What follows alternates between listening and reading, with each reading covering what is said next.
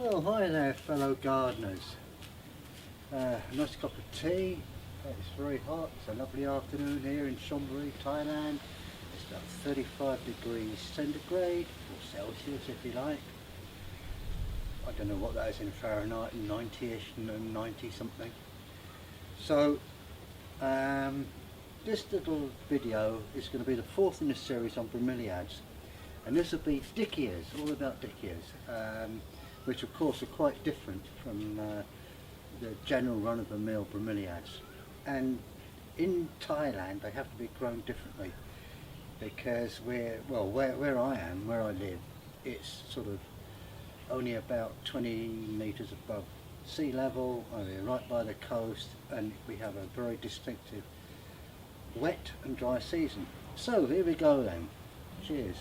I hope you enjoy this video. The Dyckia I'm going to take care of today, I haven't got a clue what any of these things are called. I don't know the English name, the Thai name, or the Latin name.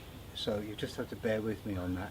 It's just a video on what I've done and how it works for me in Thailand. It may not work for you, but it works for me 100%, okay? This is the plant we're going to repot and divide and take the pups off, or offsets as we Brits call it. I mean, well, I don't call them pups. I can't see anything puppy dog about those at all. They just seem to me to be sort of like offsets. Anyway, normally these are grown sort of in reasonable sunshine, reasonable sunshine, but I keep them hanging pots. And it works fine for me, as long as the compost is right, which it obviously is, because the things, you know, they're prolific, they're growing. They're very happy, and that is a beaut. And I don't feed them, I don't feed my bromeliads. I've tried it with Dyckias, and I've found that there's not a great deal of difference, and I just think, well, you know, let them get on with it, it's up to them. We don't want plants 6 metres high or 3 metres wide or anything like that. We just want a perfectly natural plant. So here we go. This is how we're going to divide this one up. We will get 2 offsets off of this, and the parent plant will hopefully produce more offsets pups. Okay, so here we go then. Very simple. It's so hot I had to refresh my glass, so I'll change from tea to a nice glass of Archer lager. That'll keep me company for the rest of this video. So here we go then. What do we need? Gloves.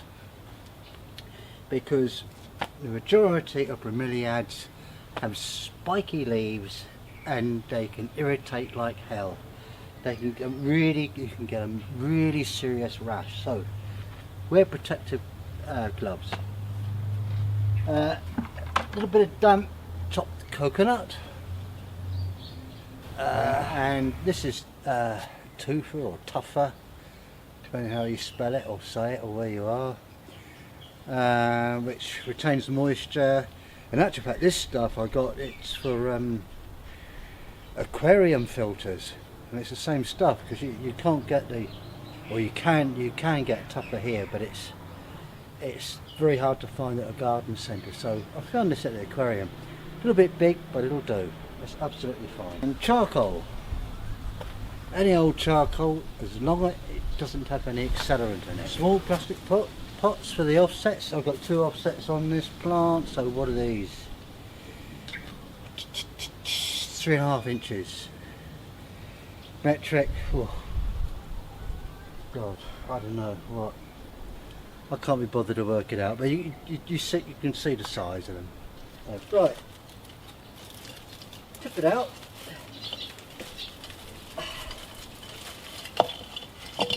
Oh, it's not going to tip out. Right, there we are. Well, that's what we have. Tease it out, I said, but there's an excellent root system. So, what if I can snap them offsets off? And the answer is yes, rather than use secateurs. There we are. We'll drag the other one off. the same. Smaller offset, but the same. Now the parent plant still has one offset coming. I don't know if you can see that in there. Focus in focus. Just there. Just coming there. So I'm going to repot that as is virtually. Put it back in the same pot. In the hope I'll take all these crap off the bottom, dead leaves, etc. Other than that, they go straight back in the pot. Well, here's our pot to put the mother plant back in. A hanging pot, yes, for a Dyckia, which you don't normally do because they're terrestrial. But believe me, they work, and it works very, very well. Part sun, part shade. So how do we going to fill this up then? Right, we'll have a bit of, just a tad at the bottom of this damp coconut, chopped coconut. And we'll have a couple of lumps of charcoal, right, in there. Then we'll pop the plant in, like so, and I'll fill it up with tougher, bits of charcoal, and a little bit of chopped up coconut. That's it. There we are, pot it up. Probably 50-50 tufa and chopped coconut. It's about right. I don't say this is the right compost for it, but it works for me. It works for me 100%. Now I'm going to hang this on the bromeliad tree. There we are. Just if it needs it, clear off the debris from the base of the plant. There's a couple of roots there. Bob's your old carbuncle, there we are. We should plonk that in a mixture of roughly 50-50 chopped coconut and tufa. And put the tufa on last, or tufa. And that'll help stabilise the plant if you get a bit of breezy weather. Don't worry if the roots stick out and all that crap, because in time that will find its own way. That'll be absolutely fine. A little bit wobbly actually that one, so we'll whack a bit more on. And we'll put that to start off with, not in semi-shade. Now that is much more stable in the pot than the other offset, because and a far more root, of course. So we dump that in water. Now what I quite often do with my bromeliads, including Dyckias, is to get a larger clay pot, dunk it in water. This one's just fairly moist, so I'm just going to give it a quick dunk. Done, just like that.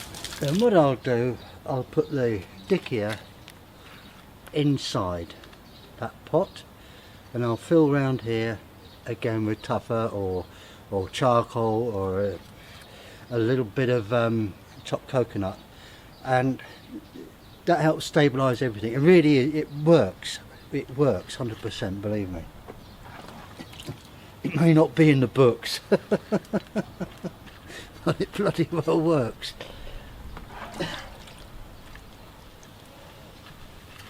There we are, quite happy with that. That's up to him now. So here we are, it's the mother plant on the bromeliad tree, and down here somewhere is one of the pups. There we are. Is one of the pups.